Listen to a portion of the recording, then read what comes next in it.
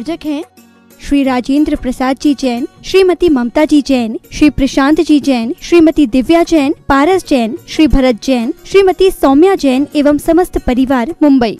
ओम ह्रीं श्रीं क्लीं ऐं अरं वं मं हं शं तं पं वं मं मं मं हं हं शं शं तं तं पं पं झं झं झीं झीं छीं छीं द्रां द्रां ह्रीं द्रीं द्रावै द्रावै नमोरते भगवते श्रीमते पवित्रतरजलेंजिनाभिषिंचामि स्वाहा। बंधुओं, आप देख रहे हैं अपने शासक समीर शिखर की पावन तलहटी में स्थित गायत्री परिसर से नेत्रपति अभिषेक एवं शांतिहारा। आप भी अपनी जन्मदिन के अवसर पर, वैवाहिक वर्षगांठ के अवसर पर एवं विशेष अवसर पर शांतिहारा करा के साथ ही सब पुण्य का अर्जन कर सकते हैं एवं गुणायतन के निर्माण में सहयोगी बनकर भी आप अपने चंचला लक्ष्मी का सदुपयोग कर सकते हैं। आज उन्होंने मासी शांतिहारा कम्युनिटी का शांतिहारा कराने का सौभाग्य प्राप्त किया है। हजारीबाग से संस्थापक से स्वर्गीय ताराचंद जी गंगवाल, श्रीमती प्रेमलता जी, प्रवीण जी, विभा जी, संजय, रंजू, राजीव, ऋषिका जी गंगवाल, तिलक, मारबली, किशनगढ़, ललितपुर से महेंद्र कुमार जी, हितेंद्र जी, नितिन जी, रितेन जी, प्रवीण जी, बरघरिया परिवार और जिन्होंने विशेष रूप से शांतिहारा कराने का सौभाग्य प्राप्त किया है। बड़ोदरा से संस्थापक से श्रीमती नीलांजला जी, रवि कुमार जी गोयल जी के वैवाहिक वर्षगांठ के उपलक्ष्य पर अर्णव वृद्धि गोयल शाह परिवार। मुजफ्फरनगर से संस्थापक से श्री राजेश जी के जन्मदिन के उपलक्ष्य पर शाह परिवार और जिन्होंने वैवाहिक वर्षगांठ के उपलक्ष्य पर शांतिहारा कराने का सौभाग्य प्राप्त किया है। कटनी से सिंघई मिठाई लाल जी, श्रीमती मीना जी एन शाह परिवार। दिल्ली से श्री राजीव जी, श्रीमती रीना जी एन शाह परिवार। दिल्ली से श्री प्रवीण जी, श्रीमती चीनू जी एन शाह परिवार और जिन्होंने नित्य शांतिहारा जुड़ को शांतिहारा कराने का सौभाग्य प्राप्त किया है। रतलाम से श्रोमणी चनक भौलिया जी, ज्ञानवती देवी, राजेश जी, रेखा जी, आंचल अंतरगवाल शाह परिवार। टीकमगढ़ से संस्थापक से बाबूलाल सतह के लिए श्रीमती मीना जी, असीम, श्रीमती रिम्पी, अपूर्व, श्रीमती चेस्ती, देवेश सतही, अदन सतवैया शाह परिवार। कटनी सतना से दिनराजगंज प्रेमचंद जी प्रेमी, जी रमेश जी, दिनेश जी, महेंद्र, संजय, अरहंत, अक्षत, अंतंका, समस्त प्रेमी परिवार। किशनगढ़ से रमेश नक्जा, कवाल्या जी, सोगी, सुशीलाई पाटिल, सूर्य जी, शांता जी, विमल जी, तारिका, उन्नीस जीविका, सिद्धा, विनय, ईशा, विवेक, ऋषभ आदि वर्मानिया, अरहन जी, पाटनी, समस्त आर के महात्मा परिवार। ओम नमः सिद्धिभ्या श्री वीतरागाय नमः। ओम ह्रीं नमो रिहंताणम, नमो सिद्धाणम, नमो आयेरियाणम, नमो वज्रायाणम, नमो लोहिष विषाणम, तत्तारी मंगलम रिंता मंगलम, सिद्धा मंगलम, शाहु मंगलम, केवली पड़तो धमो मंगलम, तत्तारी लोगोत्मा रिंता लोगोत्मा, सिद्धा लोगोत्मा, शाहु लोगोत्मा, केवली पड़तो धमो लोगोत्मो, तत्तारी शरणम भवजामि, रिंति शरणम भवजामि, सिद्धि शरणम भवजामि, शाहु शरणम भवजामि, केवली पड़तम धम्मम शरणम भवजामि। ओम ह्रीं अनादि मूलमंत्रेभ्यो नमः सर्वशांतिं तुष्टिं पुष्टिं च कुरु कुरु। ओम नमर्ते भगवते प्रक्षिणासी स्तोष्कल्मषाय दिव्य द्विजमूर्तमय शांतिनाथाय, शांति कराय, सर्वविघ्न प्रणाशनाय, सर्वरोग मृत्यु विनाशनाय, सर्वोच्छुद्रपुत्र विनाशनाय, सर्व क्षाम डामर विघ्न विनाशनाय। ओम राम ह्रीं रूम ह्रौं ह्रम अस्याउसा नमः सर्वशांतिं तुष्टिं पुष्टिं च कुरु कुरु। ओम रूम चप्रे कीटिंग वेटिंग घाते घाते परविघ्नान् स्फुट स्फुट सहस्खंडान् कुरु कुरु परमुद्रान् छिंचिंद्र परमंत्रान् भिंद भिंद छाम छा वह वह होम फट सर्वशांतिं कुरु कुरु। ओम ह्रीं श्रीं क्लीं अरम हस्याउसा अनाहत विद्याय नमो रिहंताराम रौं सर्वशांतिं कुरु कुरु। ओम आह्रीं श्रीह्रीं आहुरुम ओहुरुम साहरा जगता विनाशनाय ह्रीं श्री शांतिनाथाय नमः सर्वशांतिं कुरु कुरु। ओम ऋषि शांतिनाथाय सुख तरु सत्प्रातिहारिमंताय असुख तरु सत्प्रातिहारी शोभन पदबदाय हम लोग में बीजाय सर्वोदय शांति कराय नमः सर्वशांतिं कुरु कुरु। ओम ऋषि शांतिनाथाय सुर पुष्पैषि सत्प्रातिहारिमंताय सुर पुष्पैषि सत्प्रातिहारी शोभन पदबदाय हम लोग में बीजाय सर्वोदय शांति कराय नमः सर्वशांतिं कुरु कुरु। ओम ऋषि शांतिनाथाय दिव्य धनि सत्प्रातिहारिमंताय दिव्य धनि सत्प्रातिहारी शोभन पदबदाय हम लोग में बीजाय सर्वोदय शांति कराय नमः सर्वशांतिं कुरु कुरु। संपूजिकानां प्रतिपालिकानां यतीन्द्रसामान्यतपो धनानां देशस्य राष्ट्रस्य पुरैश्च राज्ञा करोतु शान्तिं भगवान् जिनेन्द्र करोतु शान्तिं भगवान् जिनेन्द्र करोतु शान्तिं भगवान् जिनेन्द्र।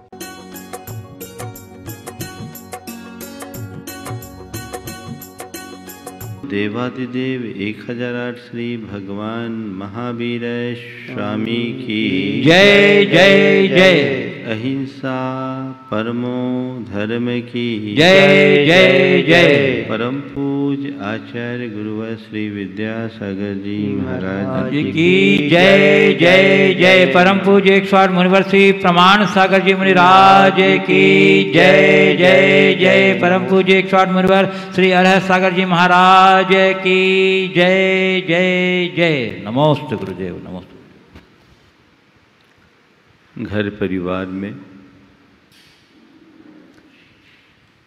अनेक सदस्य होते हैं। कोई बड़े होते हैं, कोई छोटे। किसी में विशेष प्रतिभा होती है तो कोई साधारण।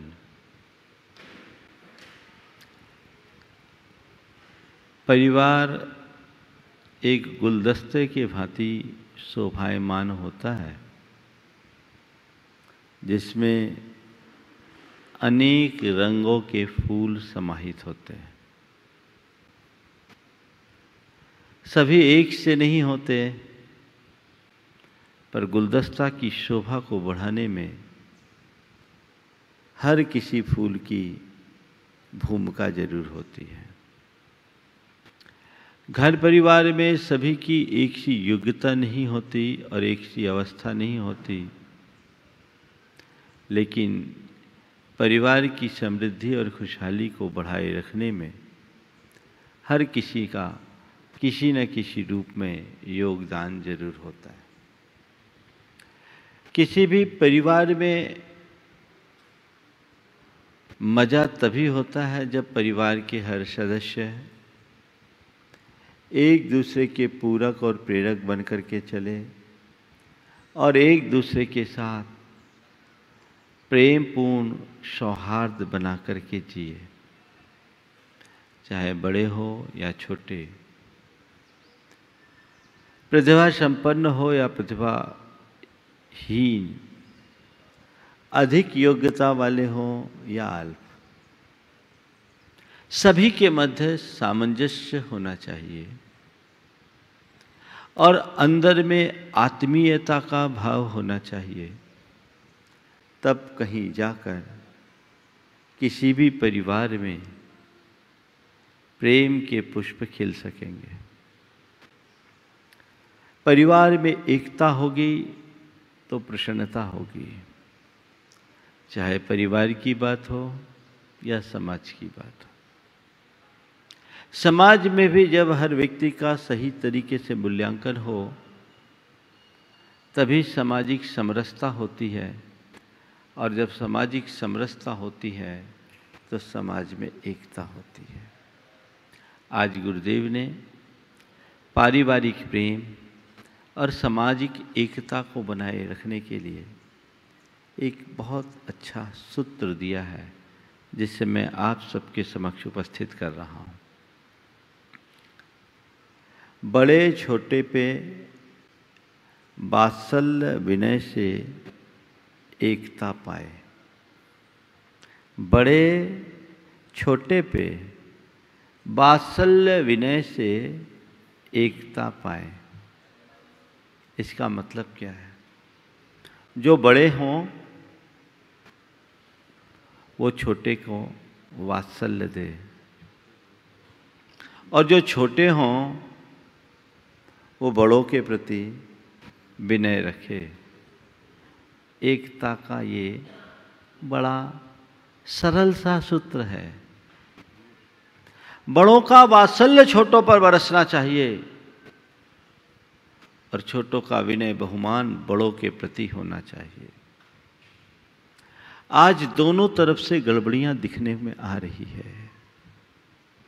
बड़ों का वात्सल्य दिनों दिन छीन हो रहा है और छोटों से विनय दूर हो रही। वात्सल्य की जगह रौब और विनय की जगह बहस ले रही है। ये दोनों चीजें ठीक नहीं हैं। हम आज कुछ सूत्र आपको देना चाह रहे हैं। घर परिवार में बड़े छोटों के प्रति कैसा रुख रखे, पहला सवाल। और छोटे बड़ों के प्रति क्या दृष्टिकोण रखे, दोनों के लिए 4 बातें आज आप सबके बीच करना चाह रहा हूं।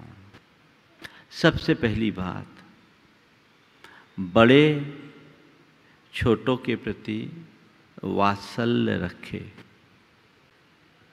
छोटों के प्रति वात्सल्य रखे मतलब नंबर 1, उनकी भावनाओं की कद्र करे। भावनाओं की कद्र करे। नंबर 2, उनकी योग्यता पर भरोसा रखे। नंबर 3, उनकी गलतियों को अनदेखा करे। और नंबर 4, उन्हें सदैव अच्छी प्रेरणा और प्रोत्साहन दे। यदि ये 4 बातें बड़े छोटों के प्रति करेंगे तो छोटों का बहुमान बड़ों के प्रति आपो आप बनेगा। आपका वात्सल्य कैसे प्रकट हो? भावनाओं की कद्र, योग्यता पर भरोसा, गलतियों की अनदेखी और प्रेरणा और प्रोत्साहन। जिस घर के बड़े छोटों के प्रति इन 4 बातों को अपनाते हैं, उन घर के छोटे सदैव उनके अनुगामी बनते हैं। एक एक करके हम देखें। आप बड़े हैं, निश्चित आपका अनुभव बड़ा है, आप घर के मुखिया हों, मालिक हैं। छोटों में आपके समान अनुभव नहीं है, मान लिया। छोटों में अनुभव नहीं है, मान लिया, लेकिन उनकी भावनाओं को भी आपको समझना चाहिए। कई बार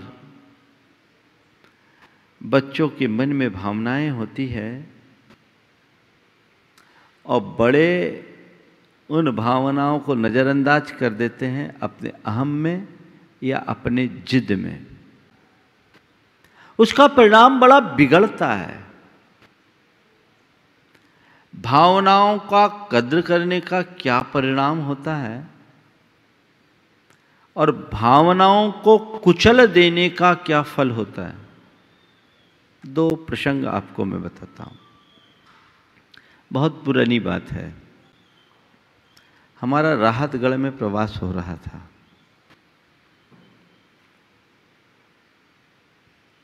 सागर से एक परिवार हम लोगों के दर्शन के लिए आ रहा था।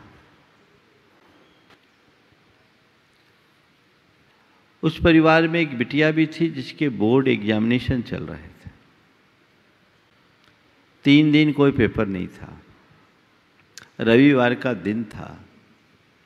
बिटिया ने कहा कि पापा, हमें भी महाराज के दर्शन करने चलना है। आप चल रहे हो, हमें भी ले जाओ, बहुत दिन हो गए, महाराज जी के दर्शन कर ले तो बहुत अच्छा होगा। पिता ने कह दिया, नहीं तुम्हारे पेपर हैं, हम आज जा रहे हैं, जाएंगे, दिन भर लग जाएगा, तुम्हारी पढ़ाई डिस्टर्ब होगी, तुमको नहीं जाना। पापा, मेरी पढ़ाई डिस्टर्ब नहीं होगी, मैं जाऊंगी तो मुझे और अच्छा मोटिवेशन मिलेगा, मैं और अच्छा कर सकूंगी, मेरा कोर्स ऐसे भी कंप्लीट है। नहीं कह दिया ना, तुम्हें नहीं जाना। पापा प्लीज ले चलो न। नहीं तुमको नहीं जाना, हम जा रहे हैं, शाम तक लौट कर आएंगे। बेटी की आंखों में से आंसू, पर पिता ने एकदम से झिड़क कर मना किया तो आगे उसे कुछ कहने की हिम्मत नहीं हो पाई। अपना सा मुंह लेकर रह गई। ये गाड़ी स्टार्ट किए, आगे बढ़े।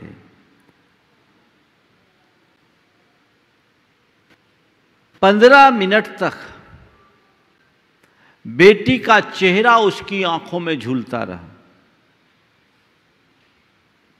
रियलाइज किया, मेरी बेटी कभी जिद नहीं करती, उसका परफॉर्मेंस ऐसे भी अच्छा है, मेरी गलती है, मुझे उसे ले आना था।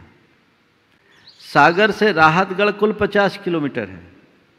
15 किलोमीटर का सफ़र उन्होंने तय कर लिया। गाड़ी रिवर्स किया, अंदर उथल पुथल, बेटी का चेहरा दिख रहा है।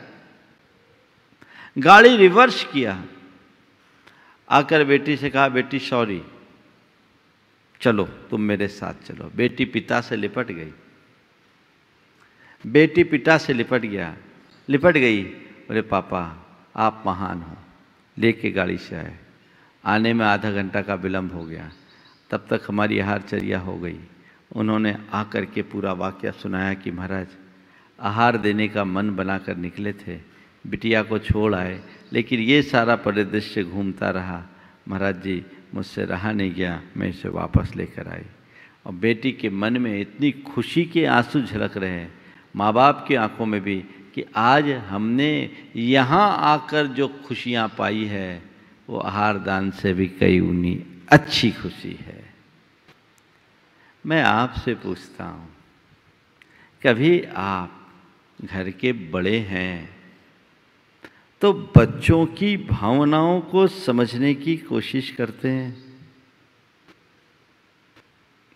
माना कि बच्चे के मन में उत्पन्न होने वाली सारी भावनाएं अच्छी नहीं होती, उनकी हर इच्छा को पूर्ण करना ठीक नहीं है, लेकिन उनकी भावनाओं को समझते हुए उनकी अच्छी भावनाओं की पूर्ति और जो गलत इच्छाएं हैं उसको बदलने के लिए मोटिवेशन देना क्या आपका कर्तव्य नहीं है? सीधे तुगलकी फरमान कह दिया ना, ये नहीं हो सकता, उसका इम्पैक्ट क्या होगा?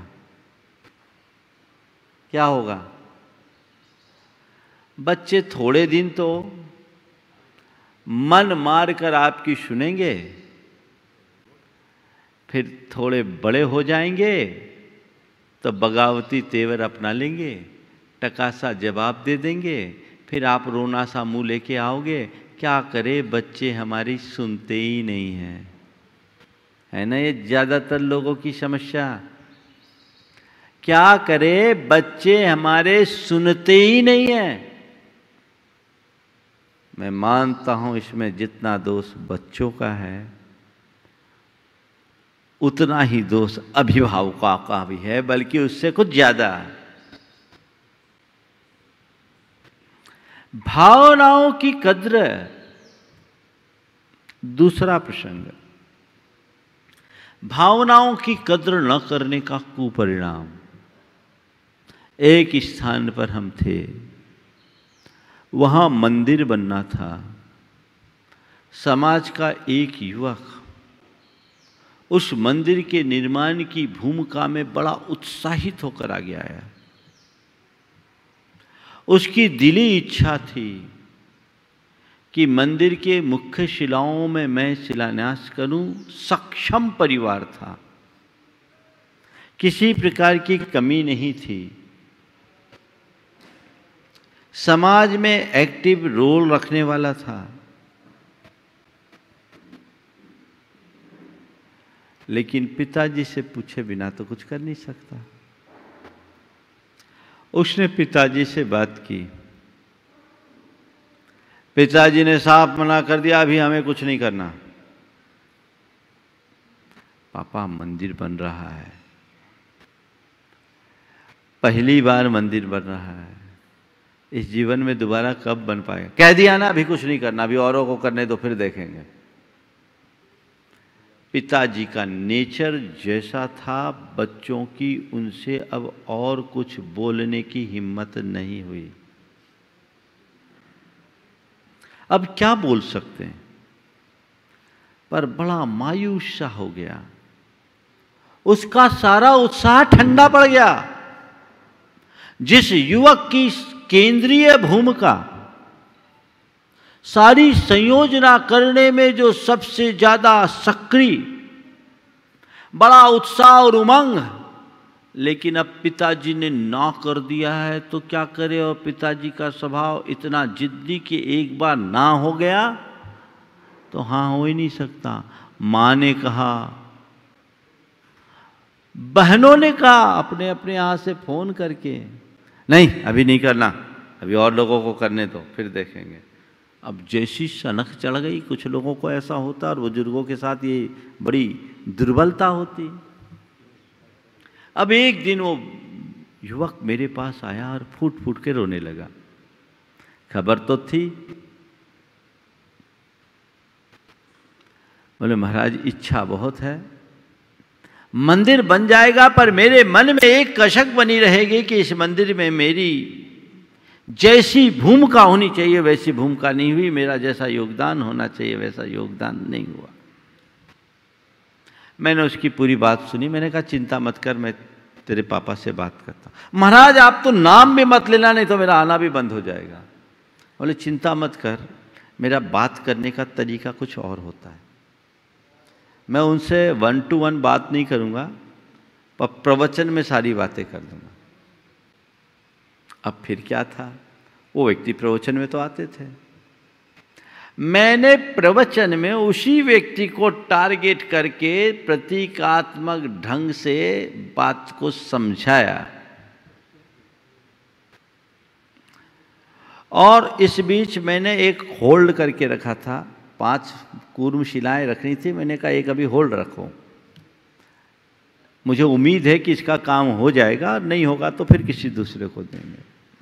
मैंने प्रवचन में अपनी बात को जिस तरीके से रखा, परिवार के विश्वास पर केंद्रित अपना प्रवचन था। बच्चों की भावनाओं को ठीक करने की बात मैंने की थी, और मैं देखा कि मेरा तीर सही निशाने पर लग गया। उस व्यक्ति को ये रियलाइज हुआ कि मैं कहीं ना कहीं गलत हूं। प्रवचन के उपरांत सीधे मेरे कक्ष में आ गया। बोला महाराज जी ये मंदिर के शिलान्यास की क्या प्रक्रिया कहाँ तक आ गई? बोले बात करो कमेटी वाले से। बोले महाराज जी वो सब शिलान्यास का काम सब सेट हो गया, सब चुनाव हो गए। बोरियां मैं लगवाता नहीं, आपको पता है अक्सर। बोले ठीक है बात करो, मैंने सुना है शायद एक बाकी है। कमेटी वाले को बुलाया। क्यों भाई शिलान्यास की सारी मुख्य शिलाएं पूरी हो गई? बोले महाराज अभी एक बाकी है।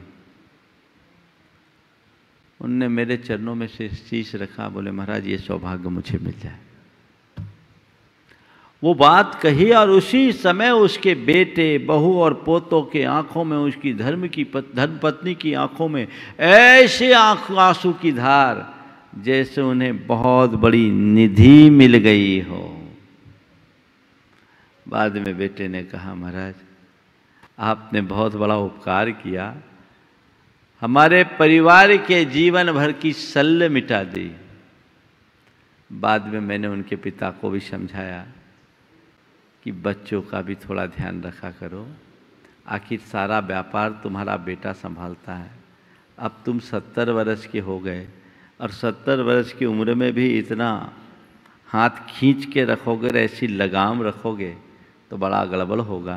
तुम्हारा पुण्य है कि तुम्हारे बेटे आज तक तुम्हारी आज्ञा की अवज्ञा नहीं कर रहे हैं, लेकिन वे तुम्हारे आज्ञाकारी हैं तो तुम्हारा भी दायित्व होता है उनकी भावनाओं को समझो। और ऐसे भी उम्र की जिस पड़ाव में तुम पहुंच गए हो, इस पड़ाव में आकर तुम्हें केवल मार्गदर्शक बन करके जीना चाहिए, मार्ग निर्णायक बनकर नहीं।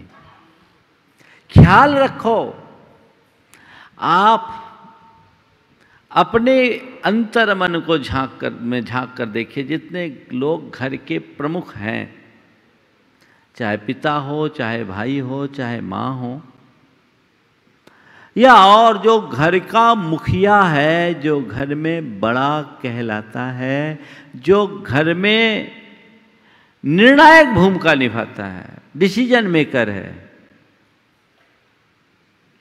वो व्यक्ति छोटों के प्रति क्या दृष्टिकोण अपनाता है? आप भावनाओं का कितना ख्याल रखते हैं? विचार करना चाहिए। हर रिश्ते के मध्य, बड़े और छोटे के बीच यदि भावनाओं का सम्मान हो तो प्रेम अपने आप प्रकट होगा। दूसरी बात, योग्यता पर भरोसा, ये भी अक्सर देखने में आता है।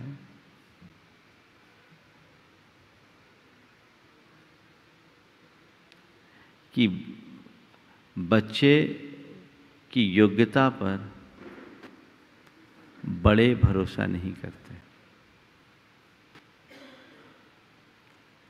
बच्चों की योग्यता पर बड़े भरोसा कम करते हैं। अरे योग्यता पर भरोसा तो करना होगा ना, तभी तो निखरेगा। हो सकता है एक बार गलत हो जाए, 2 बार गलत हो जाए, 3 बार गलत हो जाए, पर चौथी बार तो आगे बढ़ेगा। कुछ लोग होते हैं जो आंख मूंद कर भरोसा करते हैं, और कुछ लोग होते हैं जिनको रत्ती भर भरोसा नहीं होता। ये दोनों चीजें ठीक नहीं है। आंख मूंद कर भरोसा करना भी ठीक नहीं। धीरे धीरे योग्यता को निखारते हुए उनके ऊपर दायित्व छोड़ते जाइए, उन पर भरोसा करते रहिए।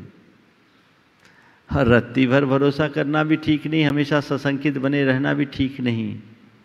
ऐसा करने से न तो बच्चों की योग्यताओं में निखार आएगा और न ही घर में प्यार और प्रेम का वातावरण निर्मित होगा।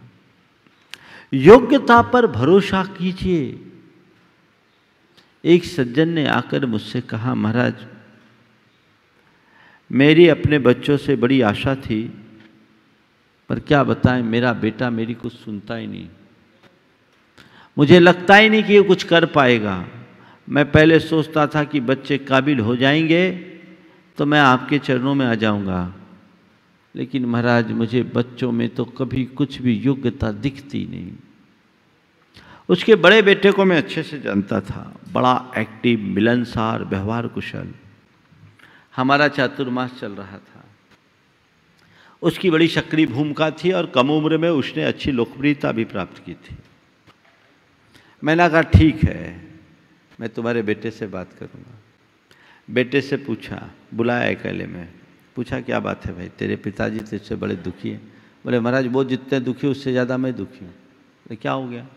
बोले आप मुझे देखते हो, मेरी वर्किंग स्टाइल को आप देखते हो, मेरी रेपुटेशन को भी आप देखते हो, पर मेरे पापा को मुझ पर कोई भरोसा ही नहीं है।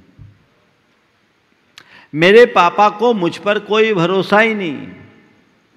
वो हमेशा ये सोचते कि इसको कुछ भी काम करेंगे काम बिगड़ेगा। और महाराज मैं कोई भी कार्य करूँगा, आज तक मेरे पापा ने मुझे किसी कार्य के बाद प्रशंसा के 2 शब्द नहीं कहे। हर कार्य में कोई ना कोई कमी निकाल दी। महाराज यहाँ तक कि छोटी बात कह रहा हूँ मैं आपसे कि सब्जी भी मैं लाता हूँ तो कहते तू अच्छी सब्जी नहीं लाया, उसमें भी मीन मीक। और महाराज जी कुछ न कुछ सुबह होती है उनका प्रवचन चालू हो जाता है। तो वो भी मैं तो फिर आजकल ऐसा कर दिया, वो दाएं चलते तो मैं बाएं चलता हूँ, सामना ही नहीं करता। मैंने उसे समझाया और उसके बाद उसके पिता को बुलाया।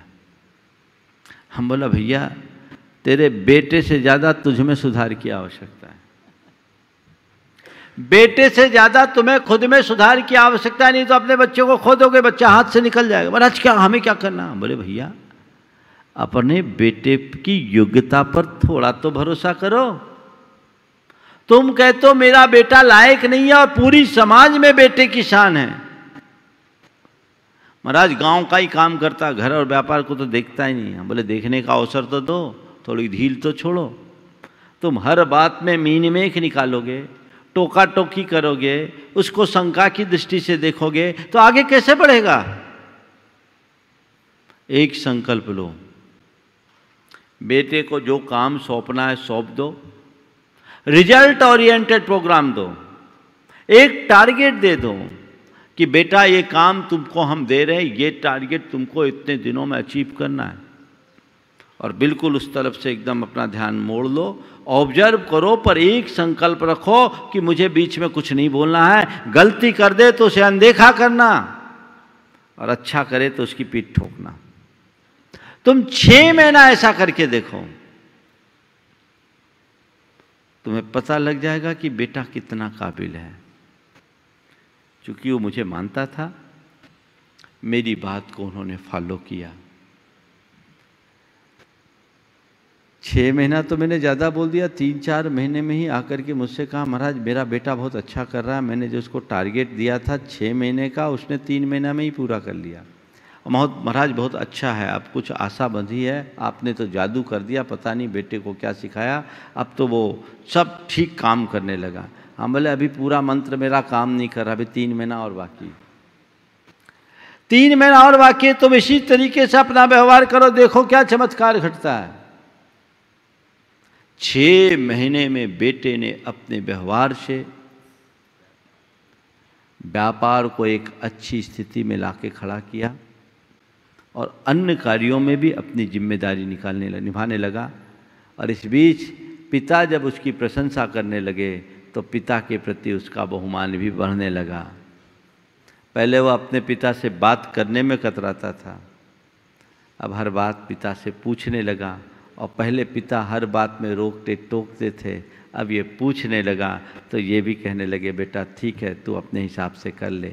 जहाँ अच्छाई हो वहाँ उसको प्रशंसा मिलती थी और छोटी मोटी गलतियों को नज़रअंदाज किया, नतीजा उसकी योग्यता निखर गई। मैं आपसे पूछता हूँ, आपकी क्या स्थिति है? इन पंक्तियों को देखो।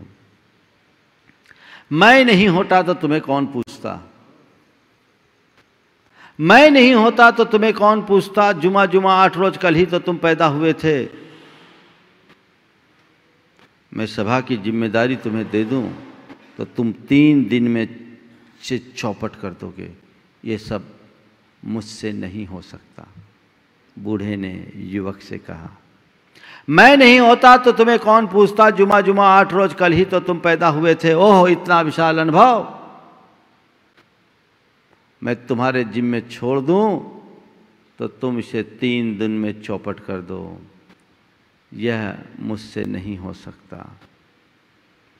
पके पीले पत्ते ने उगती कोपल से कहा, पके पीले पत्ते ने उगती कोपल से कहा, बेटी यहां आराम से रहो, खिलो और खेलो। पके पीले पत्ते ने उगते कोपल से कहा, बेटी यहां आराम से रहो, खिलो और खेलो, मैं नीचे की हरी घास में विश्राम करूंगा, मैं नीचे की हरी घास में विश्राम करूंगा। युवक आस्तीन चढ़ाए कड़वी निगाह से बूढ़े को घूर रहा था। युवक आस्तीन चढ़ाए कड़वी निगाह से बूढ़े को घूर रहा था और कोपल अपने आंखों में प्यार का रस भरे, कोपल अपनी आंखों में प्यार का रस भरे नीचे गिरते हुए पर्ण की पीतमा को निहार रही थी। जीवन को किसने ठीक जाना, वृद्ध की रजत केशों में उसके बीती संध्याओं की वृद्ध के रजत केशों में उसकी बीती सांसों की संख्या लिखी है और पर्ण की पीतिमा में उसकी बीती संध्याओं का इतिहास। जीवन को ठीक किसने जाना, जीवन को ठीक किसने जाना। हमेशा नए लोगों को अवसर देना चाहिए,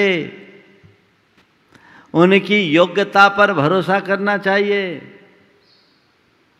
पुरानी पीढ़ी की एक बड़ी कमजोरी है जो नई पीढ़ी पर इस तरह का विश्वास कम रख पाती, और जो विश्वास करते वो आगे बढ़ते हैं।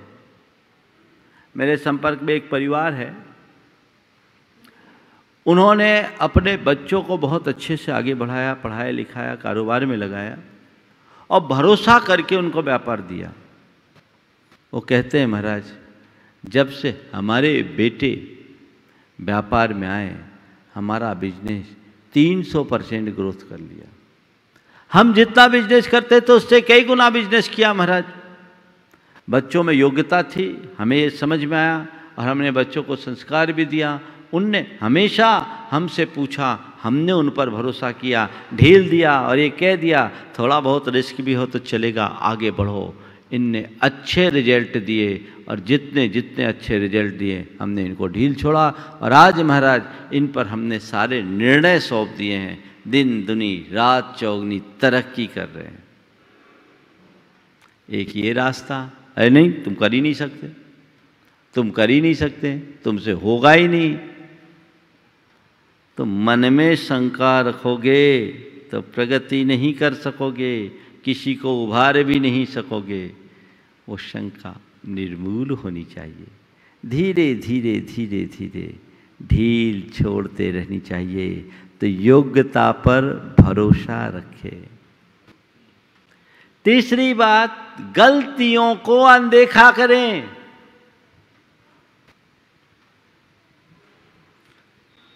छोटी मोटी गलती हो नजरअंदाज करें। 10 गलती पर एक बार टोके। एक गलती पर 10 बार टोकने की आदत से बचें। क्या होता है, बच्चे गलती हो सकती। महाराज ऐसा नहीं करेंगे, गलतियों को ध्यान नहीं देंगे तो बच्चे कैसे सुधरेंगे? गलती पर ही ध्यान रखोगे तो बच्चे नहीं सुधरेंगे। गलती पर ध्यान दो, पर केवल गलतियों पर ध्यान मत दो। बार बार टोका टाकी मत करो। एक बात ध्यान रखो, तुम बच्चों के बाप हो, पुलिस नहीं। पुलिस का काम है तफ्तीश करना, बाप का काम है बेटे की अच्छी परवरिश करना। अगर गलती हो तो गलती को, छोटी मोटी गलतियों को नजरअंदाज करो। 10 गलती पर एक बार टोको। हमारे गुरुदेव में ये बड़ी विशेषता रही। हम लोग संघ में रहते, जब शुरुआत थी, छोटे थे, गलतियां भी होती। कई बार ऐसा मौका आया कि हम लोगों के बाजू से गुजर गए। हालांकि वो जो चलते हैं तो उनकी पदचाप नहीं सुनाई पड़ती, आहट नहीं होती, गुजर गए, हम लोग अपने काम में हैं। उनने अनदेखा कर दिया, देख कर अनदेखा कर दिया। और किसी दिन कोई बड़ी गलती हो ना तो एक साथ पूरी फाइल खोल दे। उस समय स्वीकार करने के अलावा और कुछ है नहीं, ठीक है। एक बात मैं बोलता हूं, समय पर बोलने वालों की प्रासंगिकता बनी रहती है। अब बार बार टोका टाकी करने वाले का कोई वजन नहीं होता। बच्चे कहेंगे इनकी तो आदत ही है बकबक करने की, बकते ही रहते हैं, चाहे माँ हो चाहे पिता। मैं अक्सर उदाहरण देता हूँ। आपके हाथ में घड़ी है, आपके घड़ी के सेकेंड का कांटा हर सेकेंड टिक टिक टिक टिक टिक टिक कर रहा है। उधर ध्यान जाता है क्या? नहीं जाता ना। पर अलार्म वाला, पेंडुलम वाला घड़ी और 1 घंटे में एक साथ टन होता है तो सबका ध्यान जाता है कि नहीं जाता? टन होते ही सब सन्न हो जाते हैं, होते हैं। बस मैं आपसे इतनी ही सलाह देना चाहता हूं, सेकेंड के कांटे की तरह टिकटिकाना बंद कीजिए। मौका मिले तो घंटे के कांटे की तरह एक साथ टन कीजिए। आपकी प्रासंगिकता बनी रहेगी, उसी में उपयोगिता है। ज्यादा मीन में एक टोका टाकी अच्छी नहीं, और जरूरत से ज्यादा हिदायतें भी अच्छी नहीं। रोज उपदेश सुनाओगे कोई नहीं सुनेगा। सलाह भी उतनी दीजिए जितनी जरूरत है। 1 गिलास दूध में 1 चम्मच शक्कर डालते हो कि 4 चम्मच? शक्कर क्यों डालते हैं? इसलिए कि गिलास दूध मीठा हो। तो शक्कर डालने से दूध मीठा होता है, ये बात सही है ना? तो 1 चम्मच की जगह 20 चम्मच डाल दो तो क्या होगा? दूध पीने लायक बचेगा क्या? तो दूध में शक्कर डालते समय तुम इतना तो ख्याल रखते हो कि शक्कर कितना डालना है। किसी को हिदायत पिलाते समय भी तो ख्याल रखो कि कितनी हिदायतें देनी है। तब प्रेम पनपेगा, तब एकता होगी। चौथी बात, प्रेरणा और प्रोत्साहन दे, मोटिवेट करे। अगर उसका मन किसी वजह से बुझ रहा है तो अपने अनुभवों के द्वारा उसे समझाकर उत्साहित करे, उनके गुणों की प्रशंसा करे, उसे आगे बढ़ने का अवसर दें। तो आपका बच्चा हमेशा खड़ा रहेगा। जो बातें मैं परिवार को केंद्रित करके कह रहा हूं वही समाज में लागू होना, और जो परिवार में ऐसा कर पाएगा वही समाज में कर पाएगा। मुझे पूरी बात करनी है। एक तरफ की बात हो गई, यहीं छोड़ दूंगा तो बात अधूरी होगी। दूसरी बात ही आज मैं पूरा कर लूं, क्योंकि मुझे बहुत सारे हाइकू पूरे करने हैं। आज तो इतनी बात है, बड़े छोटे पे वात्सल्य विनय से एकता पाए। बड़ों का छोटों के प्रति वात्सल्य इन 4 रूपों में प्रकट हो सकता है। भावनाओं की कद्र, योग्यता पर भरोसा, टोका टाकी की कमी, और प्रेरणा और प्रोत्साहन। अब छोटों की बारी है। छोटे बड़ों की प्रति क्या दृष्टिकोण रखे? पहली बात, बड़ों के अनुभवों से सीख ले।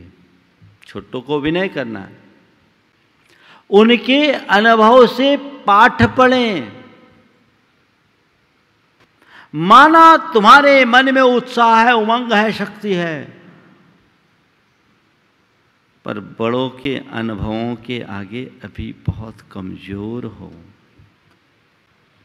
अनुभवों का हमेशा लाभ लेना चाहिए। हमारे यहाँ वृद्ध संगति को बहुत महत्व दिया है, और बुंदेलखंड में वृद्धों की संगति को तो इतना महत्व देते हुए कहा है कि हम उनका हमेशा लाभ लें। दूसरी बात मैं कह रहा हूँ, सलाह माने, परामर्श माने, क्योंकि वृद्धों की, बुजुर्गों की हर सलाह हमारे लिए एक अच्छा मार्ग देती है। बुंदेलखंड में कहावत है, जो न माने सयानों की सलाह ले जो न माने सयानों की सीख ले खपरिया मांगे भीख। ये बुंदेलखंडी कहावत है ना।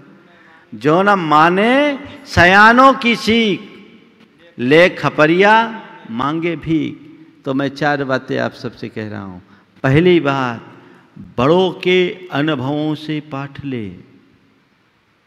अनुभवों से पाठ ले, उनके अनुभव को समझने की कोशिश करे, उनके निकट बैठे उनके जीवन का अनुभव ले, और जो अनुभव का निचोड़ है उसे अपने जीवन के लिए पत्थर की लकीर बना ले। मेरे संपर्क में एक ऐसे व्यक्ति हैं जो बड़े सफलतम व्यक्ति हैं, काफी आगे बढ़े, बहुत अच्छा साम्राज्य है। मैंने उनसे पूछा, आपकी सफलता का राज क्या है? बोला, पिता से प्राप्त अनुभव। पिता से प्राप्त अनुभव। बोला, महाराज जी, मेरे पिताजी ज़्यादा संपन्न नहीं थे तो पर बड़े अनुभवी थे, और मैं उनके पास बैठता था, वे अपने जीवन के अनुभव की बातें सुनाते थे, सिखाते थे। व्यापार के संबंध में, परिवार के संबंध में, समाज के संबंध में, देश के संबंध में। महाराज जी, मैंने उनके सारे अनुभवपूर्ण बातों को अपने हृदय में अंकित कर लिया और उन्हें ही अपने जीवन की नीतियों में शामिल कर लिया। महाराज, मैं कभी मुड़ के नहीं देखा। जिन बातों के लिए पिता ने मना किया, मैंने कभी उस तरफ देखा ही नहीं, क्योंकि मेरे पिता ने मुझे मना किया। महाराज, 1-2 प्रसंग ऐसे आए, 1-2 ऐसे बिजनेस का ऑफर आया जिसमें साझेदारी के साथ व्यापार करने की बात थी। महाराज, संभावनाएं बहुत थी, लेकिन मेरे पिता ने मुझे मना कर रखा था कि साझेदारी में व्यापार नहीं करना। महाराज, मैंने नहीं किया। मुझे लगा कि आज मैं ज़्यादा सफल हूँ। मेरे पिता ने मुझे एक सीख दी थी कि बेटा, कभी ओवर एस्टिमेट बिजनेस नहीं करना, कई तरह के ऑफर्स मेरे पास आए, लोगों ने अलग अलग प्रोजेक्ट रिपोर्ट दिया, बैंकर्स ने भी आकर के सपोर्ट किया कि तुम लो। लेकिन महाराज मेरे पिता की ये बात थी, बेटा कभी ओवर एस्टिमेट बिजनेस नहीं करना। मैंने उसे जीवन में अपनाया और आज मैं देखता हूँ बहुत सारे लोग ओवर एस्टिमेट बिजनेस किए, वो फेलियर हो गए। हमें लगता है अगर हमने पिता की ये अनुभवपूर्ण बात को नहीं मानी होती तो शायद मेरी भी ये दशा होती है। ये मेरी सफलता का एक कारण है।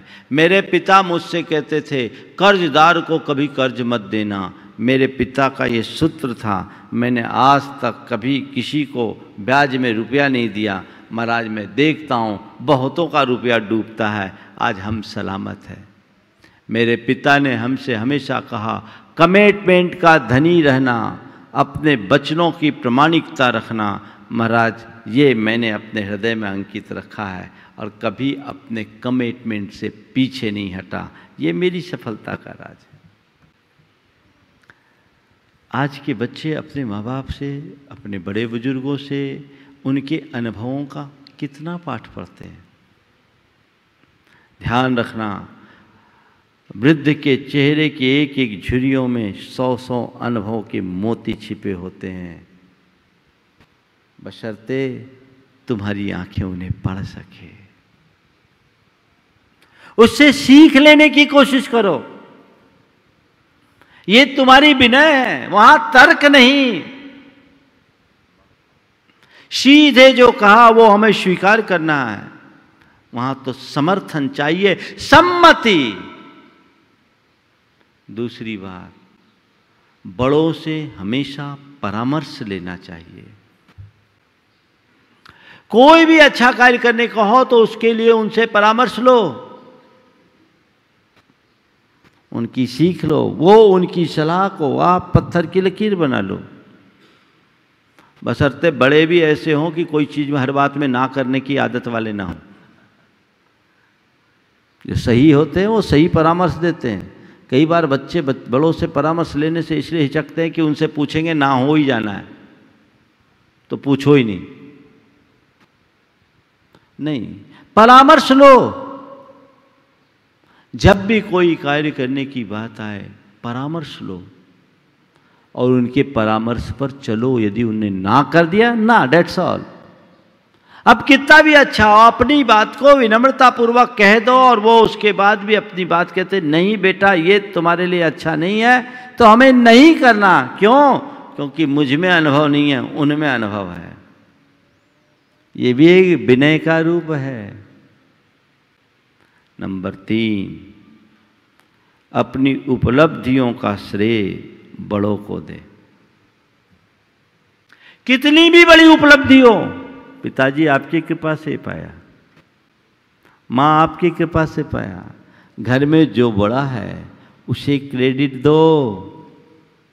आपकी कृपा से ये उपलब्धि मुझे हुई, ये विनय है, कृतज्ञता भी है। कितने लोग हैं जो अपनी उपलब्धियों को माँ बाप को बताते हैं। कईयों में तो ये मैंने देखा है कि दुनिया में खबर होती, माँ बाप को भी दुनिया से पता लगता है, बाप बच्चे बताते ही नहीं।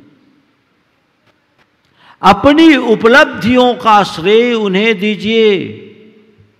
आप कितने भी बड़े आदमी हो जाओ, माँ बाप के आगे तो बच्चे ही हो।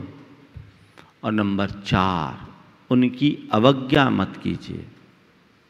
कोई भी बात हो सिरे से ना मत करो, सिरे से ना मत करो। बड़े अगर कोई बात कहते हैं नहीं मैं नहीं कर सकता, ये अवज्ञा है। ऐसा कभी मत करो। तुम्हारा विनय गुण कहता है कि उनकी बात को विनम्रता से स्वीकार करो। महाराज वो काम ठीक नहीं या करने लायक नहीं तो कैसे करें? हाँ, पहले हाँ करो, ना मत करो, क्योंकि वो तुम्हारे बड़े हैं। उनके बहुमान को बचाए रखना तुम्हारा दायित्व है। पहले तो हाँ करो, फिर थोड़ी देर बाद सामने वाले से कहो पिताजी आपने जो मैं मुझसे कहा वो मैं कर रहा हूँ, लेकिन इसमें मुझे ये प्रॉब्लम दिख रही है, अब बताओ आप क्या करें। बेटा तू ठीक कह रहा है, ठीक है इसको ऐसा कर लो, इसमें तो चल जाएगा। नहीं नहीं ये मेरे से नहीं हो सकता, आप तो कुछ भी बोल देते हैं। ये कौन सा विनय है? बाप के आगे जबान चलाना कतई उचित नहीं होता। और जो सच्चे संस्कारी व्यक्ति होते हैं वो बड़ों के आगे कभी जबान नहीं लड़ाते, उनके अंदर विनय होता ही है। और बुजुर्गों का बहुमान करना तुम्हारा धर्म है। हर बुजुर्ग का, तुम्हारे घर के नहीं बाहर के भी कोई हैं तो बुजुर्ग हैं, तो उनके बुजुर्ग पने का आदर तुम्हें होना चाहिए, सिरे से ना कभी नहीं करना चाहिए। ये अवज्ञा है। तब परिवार में प्रेम होगा। बड़े छोटे पे वात्सल्य विनय से एकता पाएं, घर में ऐसा वातावरण बनाए तो जीवन का काया पलट हो जाए। कुछ कहा नहीं जा सकता। देखिए बड़ों की विनय कैसे होती। विश्वनाथ आनंद का नाम तो आप लोगों ने सुना होगा, शतरंज का अंतर्राष्ट्रीय खिलाड़ी, अनेक कीर्तिमान स्थापित करने वाला। उनके संदर्भ में मैंने एक बार पढ़ा कि वे ट्रेन में यात्रा कर रहे थे, फर्स्ट क्लास में थे। आनंद के साथ उनका एक मित्र था और सामने वाली सीट पर एक बुजुर्ग व्यक्ति सेठ जी थे, मारवाड़ी। दादा ने उस युवक, तेजस्वी युवक को देखा और पूछा क्या करते? बोले कुछ नहीं, शतरंज खेलता हूँ। बस उनका उपदेश शुरू हो गया। अरे तू जवान बेटा, अभी शतरंज खेल करके अपना जीवन खराब करता है, पैसा कमाने का समय है, व्यापार करने का समय है, तो ये क्या कर रहा है? बोले जी दादाजी मैं इसका ध्यान रखूँगा, आपने जो कहा उसका मैं ध्यान रखूँगा। बात पूरी हुई, काफ़ी देर तक बहुत तरह की बातें हुई। विश्वनाथ ने अपने उस बुजुर्ग दादा की सारी बातों को स्वीकार किया। उसके बाद जब उनका स्टेशन आया, उनका सामान लेकर गेट तक उन्हें छोड़ने आया, लौट कर आया। जब लौट कर आया तो उसके साथी ने कहा हद हो गई। बीच में भी उसने प्रयास किया था पर विश्वनाथ ने उसे रोक दिया। हद हो गई, तुमने उस आदमी की बात को बीच में बताओ, टोका क्यों नहीं? तुम्हें इतनी सारी बातें बोलते रहा। बोले नहीं, बुजुर्गों को की बात काटना मेरे संस्कार के विरुद्ध है। नहीं, बुजुर्गों की बात काटना मेरे संस्कार के विरुद्ध है। कहा ठीक है तुम बात नहीं काटते, पर कम से कम आखिरी समय में तुम अपना परिचय तो दे देते। बोला नहीं, मैंने ये भी उचित नहीं समझा, क्योंकि ऐसा करने से उन बुजुर्ग, उन दादा को, उन बाबूजी को शर्मिंदगी होती, और मुझ जैसे युवा के कारण कोई बुजुर्ग शर्मिंदा हो, ये मेरे संस्कार में नहीं है। ये है विनय। अब उन युवकों को पूछो जिनके कारण उनके माँ बाप को सिर नीचा करना पड़ता हो, कहाँ है वो? तुम्हारा दायित्व है कि तुम्हारे कारण बुजुर्गों का गौरव बढ़े, घटे नहीं। ये विनय है, तो विनय को अपनाना चाहिए। विनय बहुत व्यापक है। केवल बड़ों का सम्मान करना ही विनय नहीं, छोटों का मान रखना भी विनय का ही अंग है। बड़े छोटों का मान करे, वात्सल्य दे, और छोटे बड़ों को बहुमान दे, विनय करे। यदि ऐसा हो तो एकता ही एकता है। तो बड़े छोटों पे वात्सल्य विनय से एकता पाए। आज का ये हाइकू हर व्यक्ति के जीवन में एक अलग प्रेरणा देगा। अभी जाप के साथ विराम लेंगे। ओम ह्रीं अर्हं श्री पार्श्वनाथ जिनेन्द्राय नमो नमः। ओम श्री पार्श्वनाथ जिनेन्द्राय नमो नमः। ओम ह्रीं अर्हं श्री पार्श्वनाथ जिनेन्द्राय नमो नमः। ओम ह्रीं अर्हं श्री पार्श्वनाथ जिनेन्द्राय नमो नमः। ओम ह्रीं अर्हं श्री पार्श्वनाथ जिनेन्द्राय जिनेन्द्राय नमो नमः।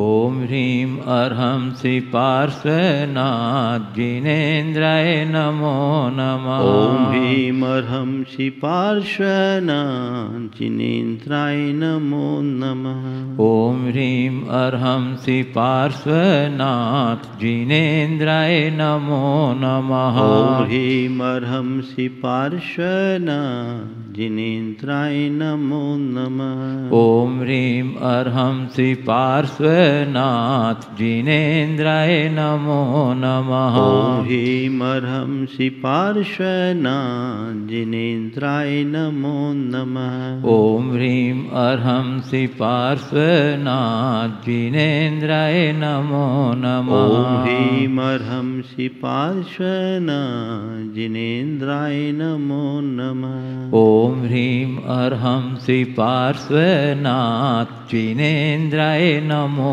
नमः। ओम ह्रीं अर्हं श्री पार्श्वनाथ जिनेन्द्राय नमो नमः। ओम ह्रीं अर्हं श्री पार्श्वनाथ जिनेन्द्राय नमो नमः। ओम ह्रीं अर्हं श्री पार्श्वनाथ जिनेन्द्राय नमो नमः।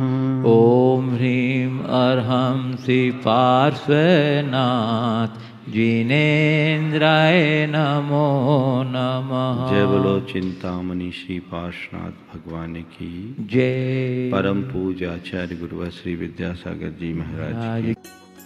इस कार्यक्रम के पुण्यार्जक थे श्री राजेंद्र प्रसाद जी जैन, श्रीमती ममता जी जैन, श्री प्रशांत जी जैन, श्रीमती दिव्या जैन, पारस जैन, श्री भरत जैन, श्रीमती सौम्या जैन एवं समस्त परिवार, मुंबई।